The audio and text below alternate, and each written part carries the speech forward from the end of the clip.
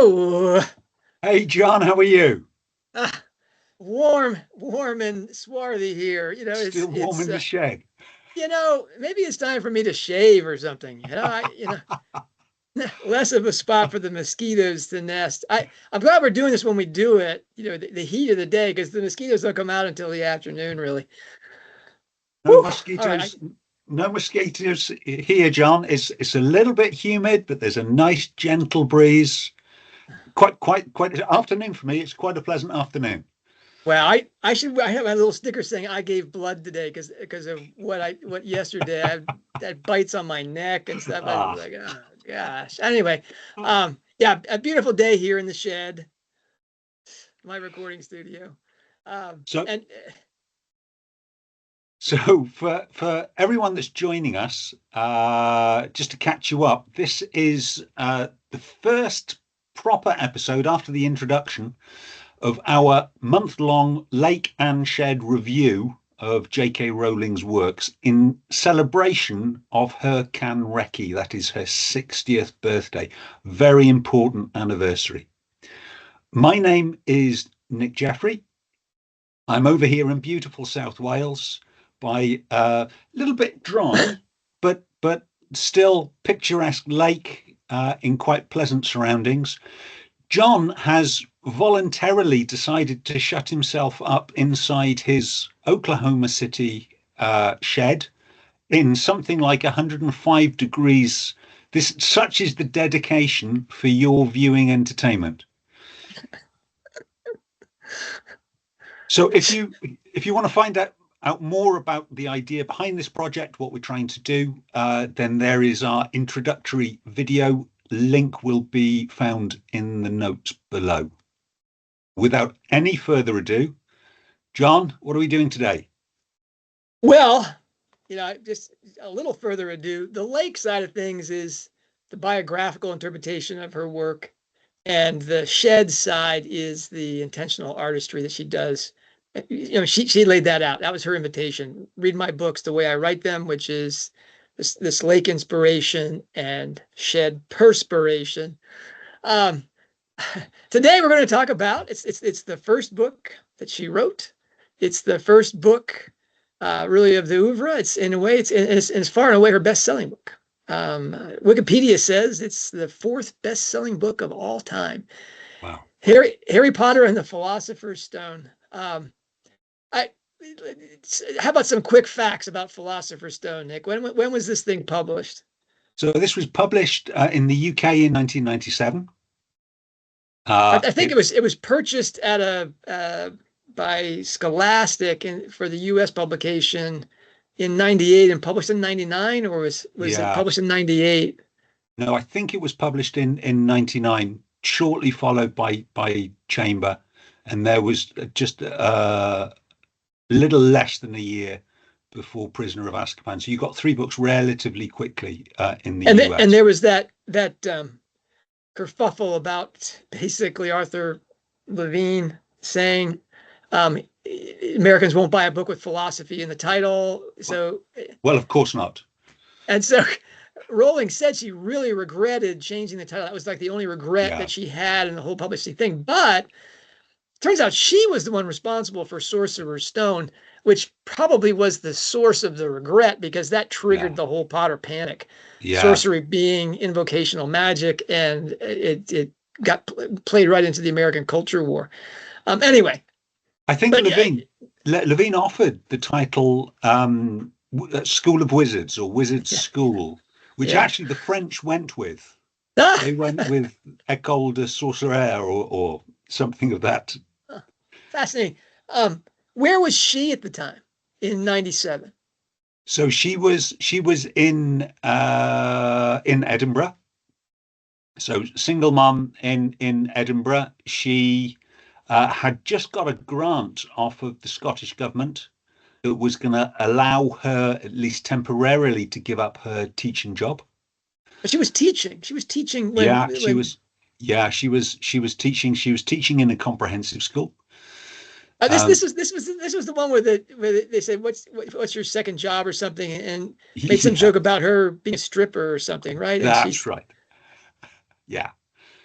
Uh, phew. I'm sorry. He's the last because he knows the end of the joke is that Rowling said, you know, I'm delighted, Sean, that you think that anybody would pay me to see me with my clothes off.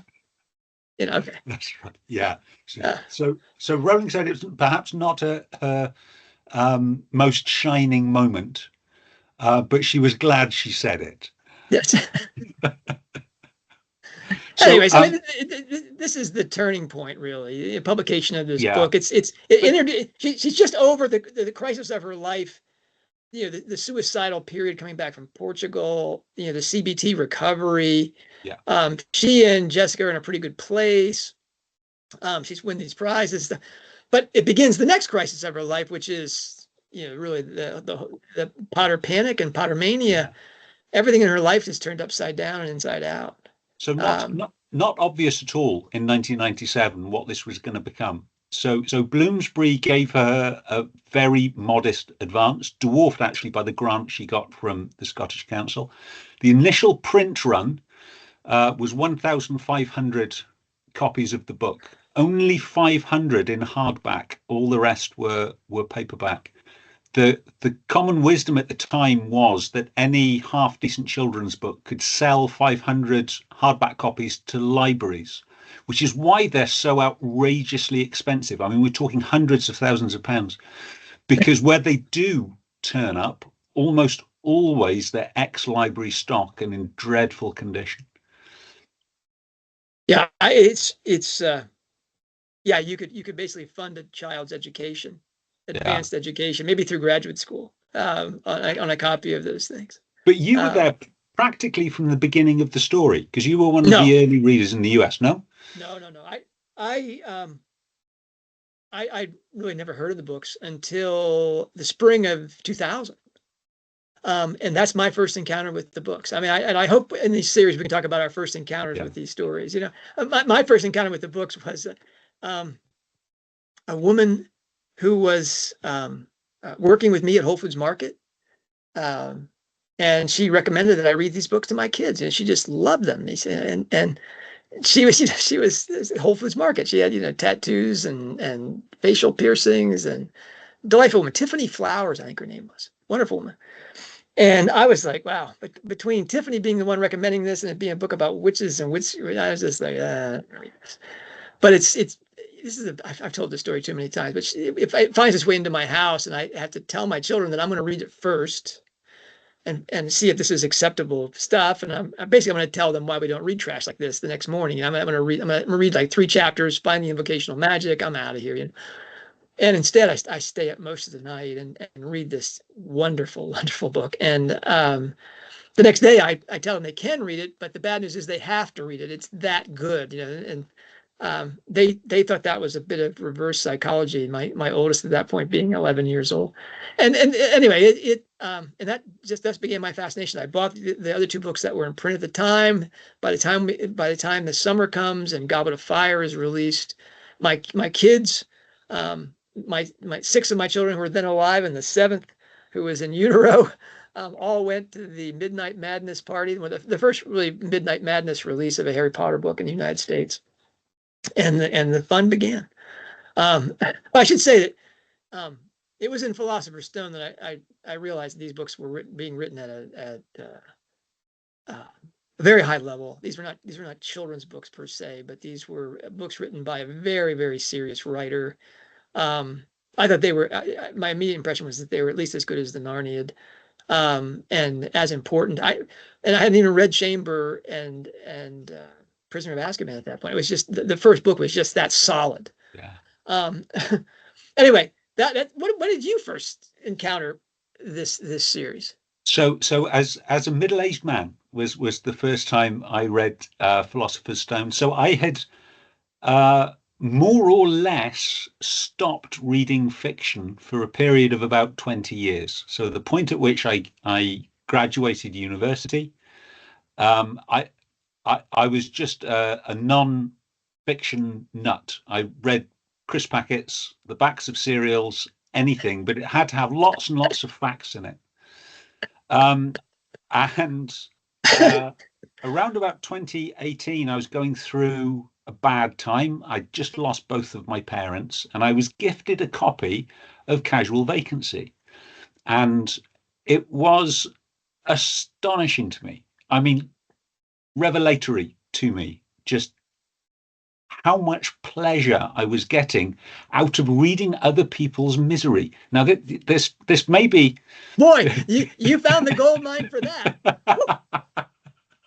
but I was astonished how somebody I didn't know much about had put this thing down on paper that could affect me so profoundly. So I set off on a mission to read everything she had read. So it was at some point in 2018 I first read Philosopher's Stone. Now, that's not to say I've been living in a cave. So there was a lot of cultural references because everyone, it's part of our common experience. I knew roughly the story of the seven books, but of the specifics, almost nothing. Wow. I mean, you 2018, 10 years after the last book has come out. Yeah. Um, oh well, I mean, seriously, and what a great thing it was that uh, you picked the books up, Nick. Really, I've been reviewing for this series a lot of things that I've written, and I've written a lot about this stuff. And that's exciting. It's good work. I'm not embarrassed by that work, but I'm really excited about the stuff that you're bringing to this. And that's where that's segue to our lake and shed stuff here. We're only going to do Yeah. one point, and this is tough. Okay. It This is. is tough.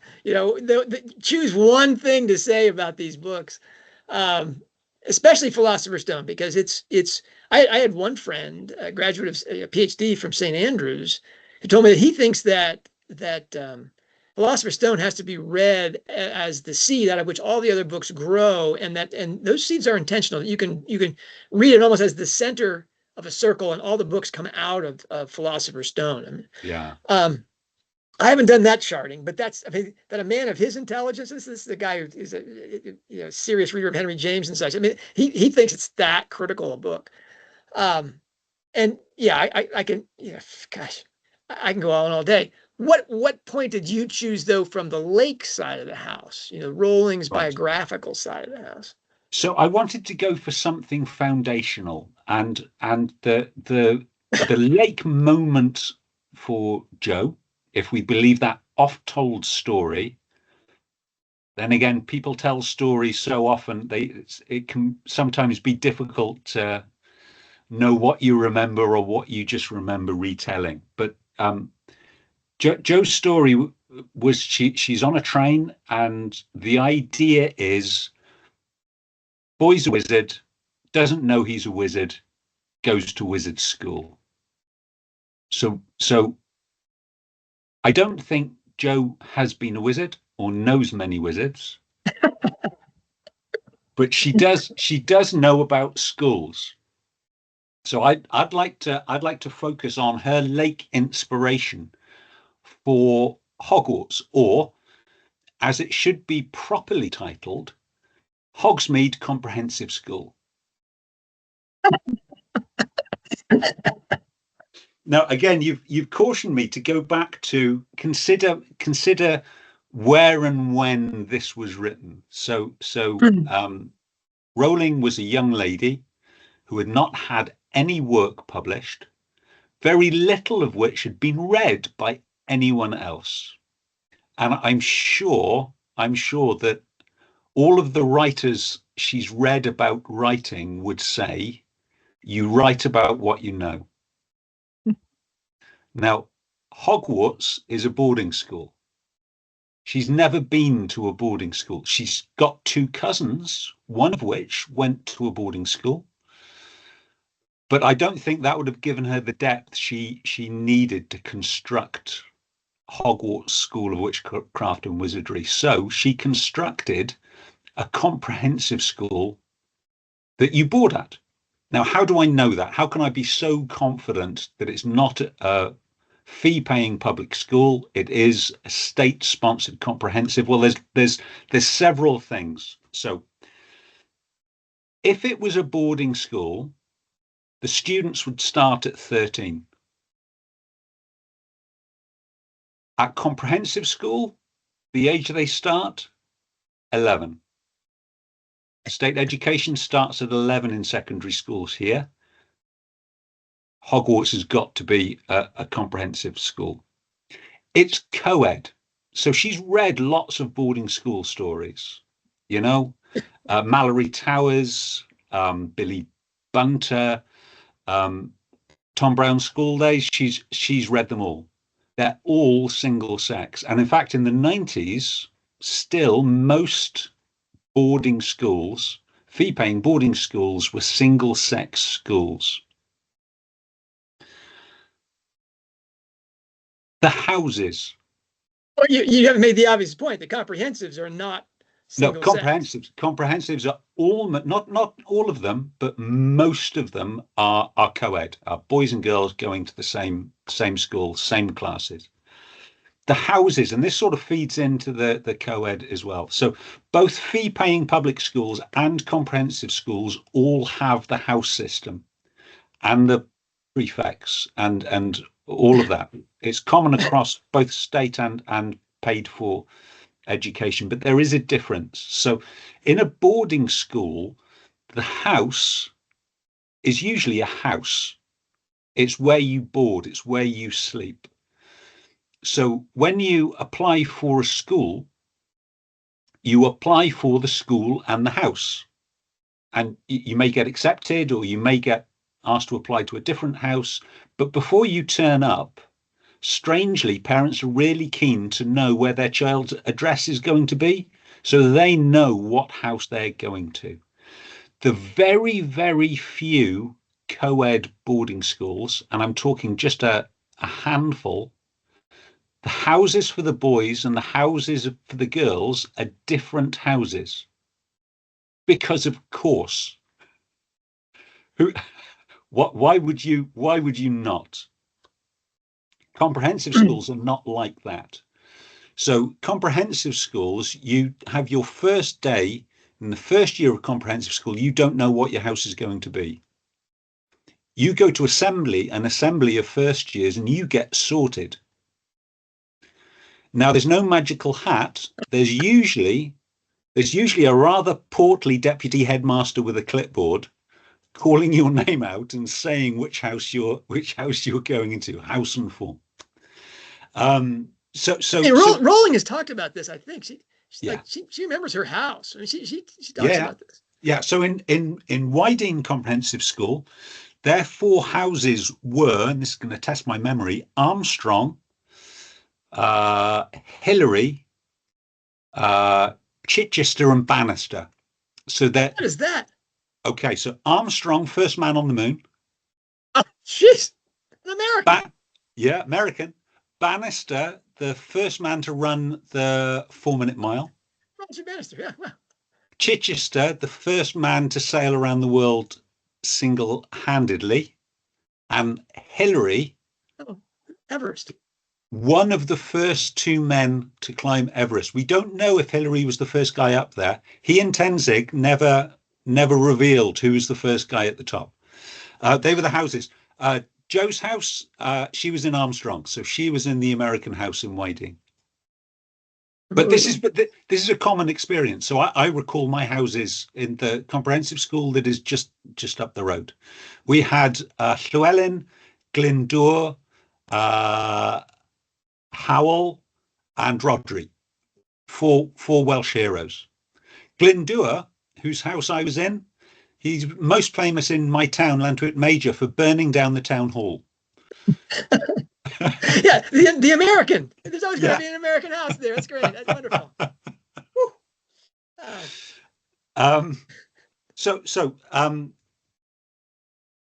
A lot of the features that people think as being either specifically wizardly or specifically public school Eton-esque kind of elitism, like the prefects, the uniform that the films use, although it's not mentioned in the text, but those uniforms are a very typical comprehensive school uniform, almost identical to the one that I wore as a boy.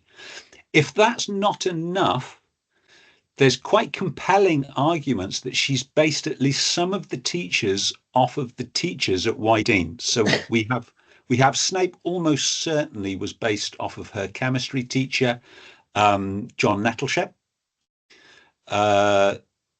Pomona Sprout, certainly in terms of visual aesthetics, she's identical to a drawing that Rowling did of Pomona Sprout, was a lady called Phyllis Lewis, who was an art teacher. And I think it's at least plausible that McGonagall was based off of Lucy Shepherd. Lucy Shepherd. Here's my pitch to the world. If anybody knows Lucy Shepherd, please send us her contact information. Easily one of the most important people in Rowling's life, the role model as a thinking woman, as a graceful older woman. And she taught her everything she knows about structure. And we can't find her. We can't locate her.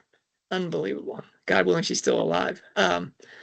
Anyway, that's a pretty good case, Nick. So that's my lake inspiration. I'm expecting out of all the things you could choose from your tool bag of shed techniques, what have we got for the first book? I mean, this really is rough. I'm going to go. I mean, yesterday I talked about tools and keys and plot points, the golden threads and the themes. All right, let's go through that. I mentioned that the shed side of Rowling Studies has three subcategories. The 7 keys or tools in her shed with which she fashions the stuff that comes out of her lake, how she turns it into universal story. The 12 golden threads or persistent plot points that we find in everything she writes, and the 5 themes, which reflect in large part the 5 core beliefs you talked about, the defining ideas that Rowling holds.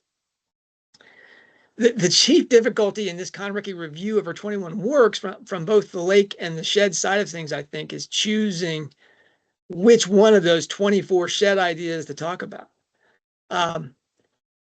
Philosopher's Stone, though a relatively short book in the Rowling oeuvre, it reflects all the tools, most of the golden threads, and all the themes, albeit obliquely.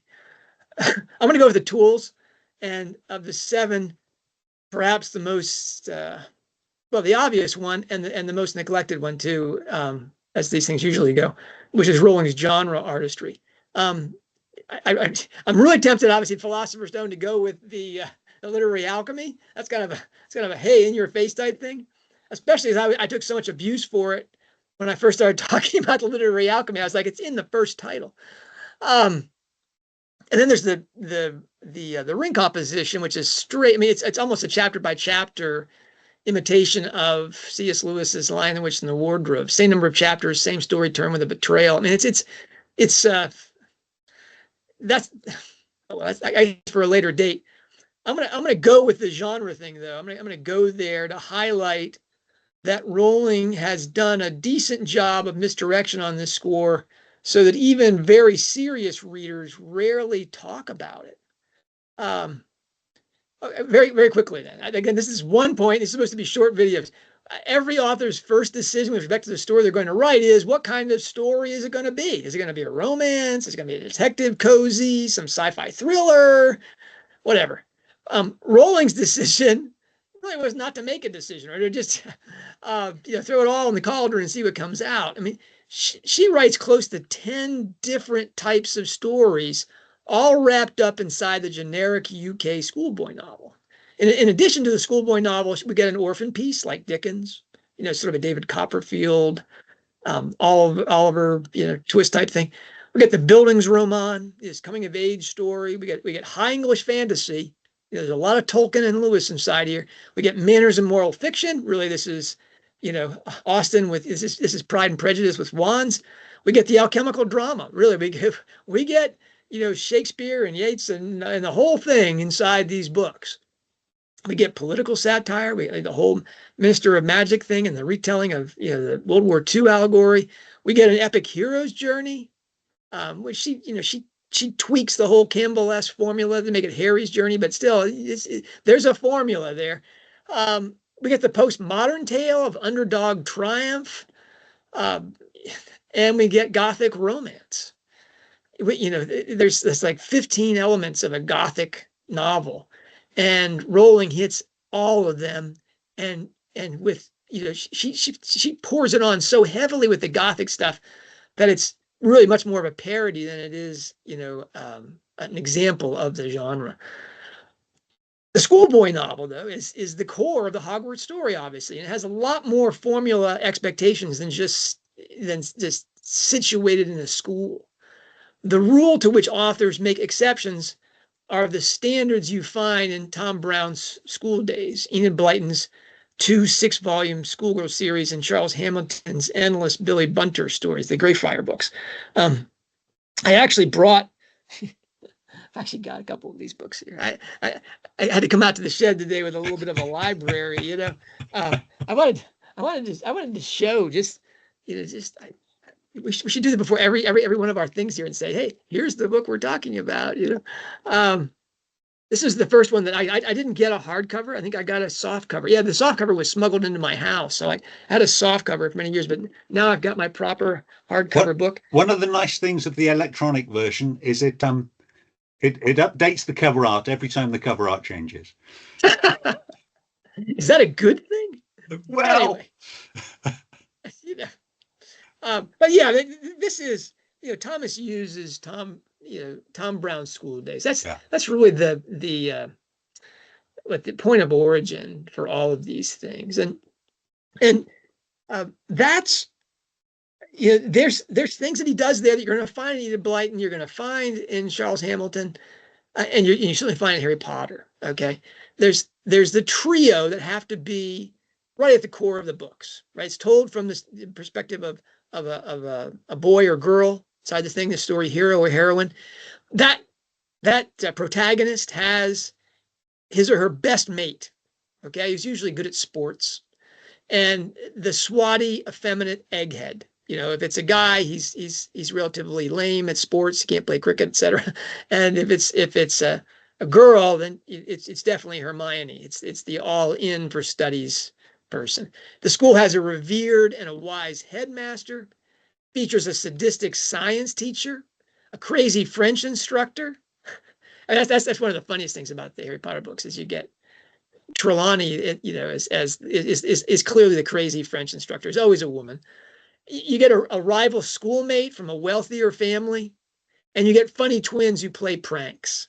All right. Sports ability is key to social success. Character is built through toughing your way through adversity and injustice, tough upper lip. Hard choices need to be made, often defending an underdog from a bully, etc. The new boy makes his way through trials and triumphs to a year as head boy and disciple to the headmaster. In Tom Brown's School Days, it's all done in one book. But the genre, as a rule, is a 6-book series paralleling the 6 books of the series. Harry Potter gets 7 because alchemy is a 7-stage process, right? Tell me, Nick, is a comprehensive school 7 years? 7 years.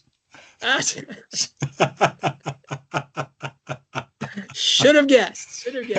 Okay, but the matchups between the genre requirements and Rowling's books are pretty hard to miss. You get Snape, the sadist with a secret. You get Trelawney, the balmy French instructor, up in the clouds. You get Dumbledore as God, or at least Gandalf. You have Quidditch, the sport you get Neville, the nebbish, who gets bullied. You get Draco, the enemy, who's bullying. He comes from real money. You have the Weasley twin anarchists. You have Harry's victory. It's all there, right according to genre expectations. But Rowling, though, isn't really writing just a schoolboy novel. It has all those other genres I mentioned seamlessly mixed in. And she's clearly parodying the genre shamelessly while she simultaneously outperforms the original while standing it on its head. And those are the things you really have to get. You have to get the genre that she's working in. You have to get how she's parodying it. And that's really, to understand Rowling as a writer, you got to understand her 3 favorite writers.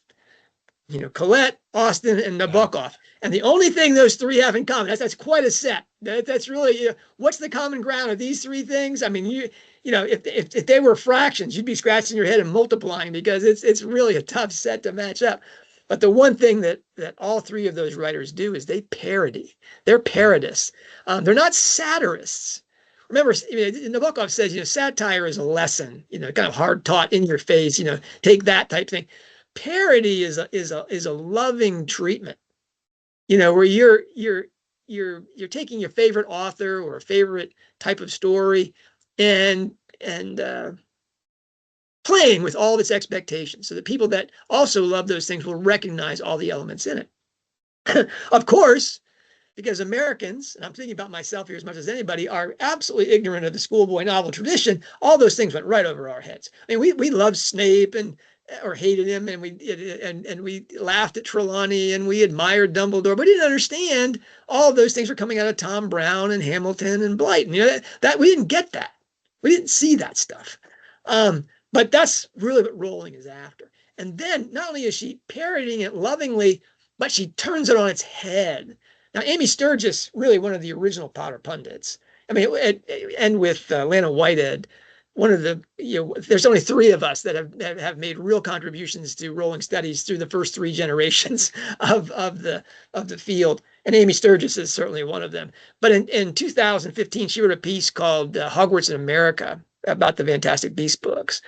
And in that Hogwarts in America thing, which I really recommend everybody read, she explains how Rowling uses a genre vehicle of empire values and virtues, which is the schoolboy novel, to deliver anti-empirical values and virtues. It's not just this, it's a comprehensive, pretending to be a boarding school, but it's a postmodern adaptation of this genre to turn it to its opposite causes.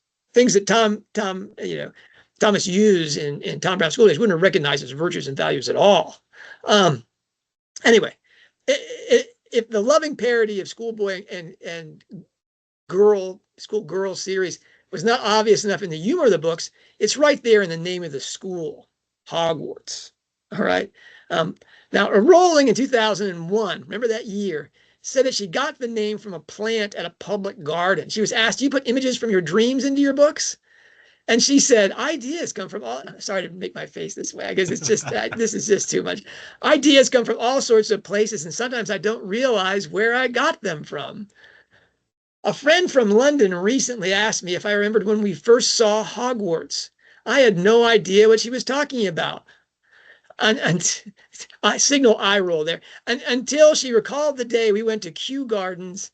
I assume that's how you pronounce that, Kew, yeah. Nick? Yeah. Is that Kew Gardens? Yeah. And saw those lilies that were called Hogwarts. I'd seen them 7 years before, and they bubbled around in my memory. When Hogwarts occurred to me as a name for the school, I had no idea where it came from. Okay. I'm not going to say she's lying. Who knows? Maybe this Kew Gardens thing actually happened. It isn't, though, where she first saw the name Hogwarts. And it had a much closer connection to a school. We know for a fact, because in a short piece she wrote for the University of Exeter Classics Department newsletter, this essay was called, "What was the name of that nymph again?" or Greek and Roman Studies Recalled. She makes pointed references twice to the Geoffrey Willens Molesworth schoolboy novels. Can you see that, Nick? Yeah, as any fool know. Seriously, now nobody in America gets that joke, but it's Molesworth, who's this crazy kid inside these books. This is the Penguin Classics edition that came out in 2000, and it caused a real. Rowling wrote that article for that Exeter Classics Department thing in 1998. And she twice mentions Molesworth by name, and then she closes off. The last words are, "as any fool know," spelled in the distinctive Molesworth type fashion. Nobody who has read Molesworth, which is clearly a large part of the UK population, was confused about what she was referring to. She knows Molesworth backwards and forwards. In fact, the connection between Hogwarts, between Molesworth and the Harry Potter novels, was made repeatedly in the UK in 2000. There's the swatty girls named Hermione, there's the wizard Wheezes, and there's the play and the professor named Hogwarts, that are mentioned in these books, that made writers in the UK just say, we know where this comes from. We know what Rowling is about here. And the hilarious illustrations by Ronald Searle inside these books.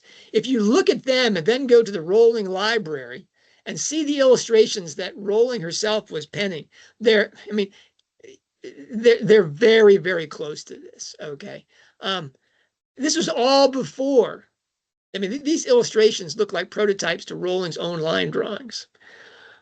This was before Rowling told the Sydney Morning Herald in 2001 that Hogwarts was a lily, was a plant. It's actually a weed. It's not. It's so wrong. Okay, I chose to make this my Philosopher's Stone single point for 3 reasons. One, if you have to choose between what Rowling says and what the text tells you, go with the text. The author is an unreliable narrator. She was clearly trying to dissociate. I think she was clearly, maybe subconsciously, but she was clearly trying to dissociate her work from the Molesworth books. This is the same time that she's doing everything she can to distance herself from C.S. Lewis and J.R. Tolkien, that the connections which everybody saw inside of her books. Okay. 2, Molesworth is more biting, dismissive satire of schoolboy fiction than loving parody.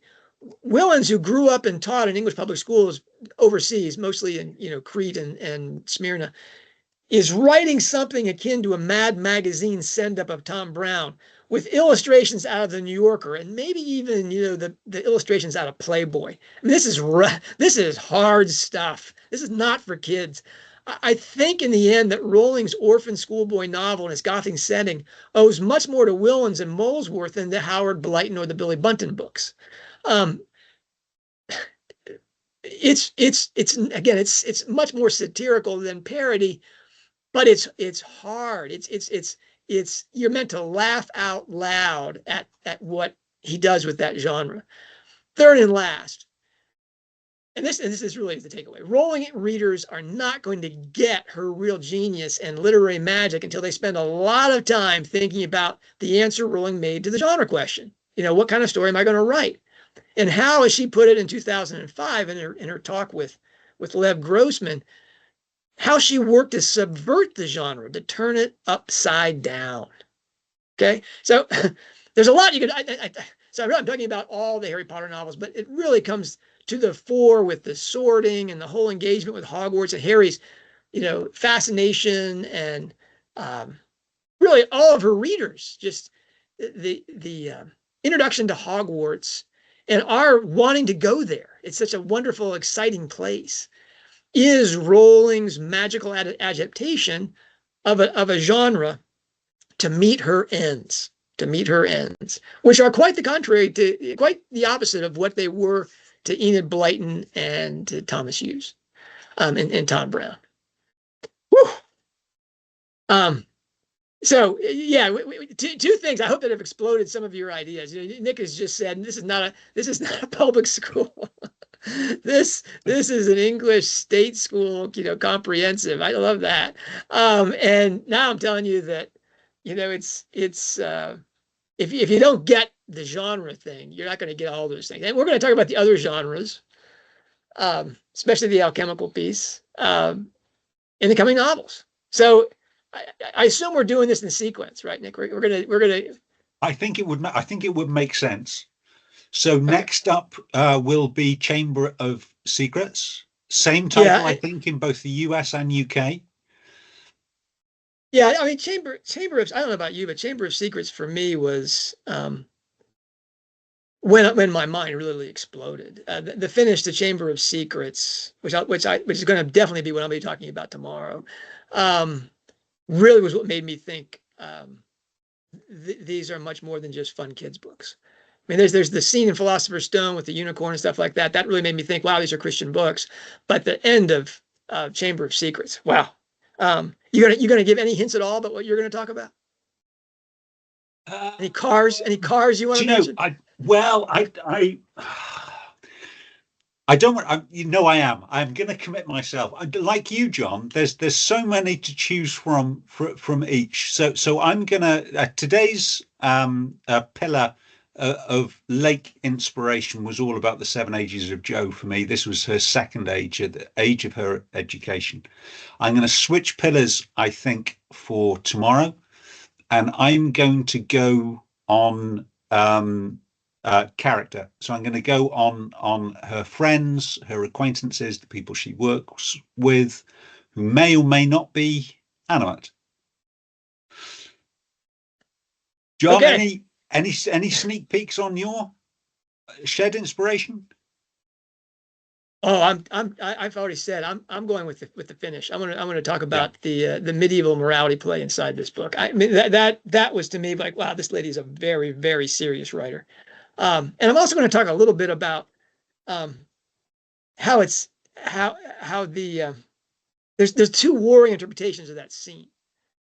One is as a medieval morality play, and the other one is about chutes and ladders and being in the girls' bathroom with snakes.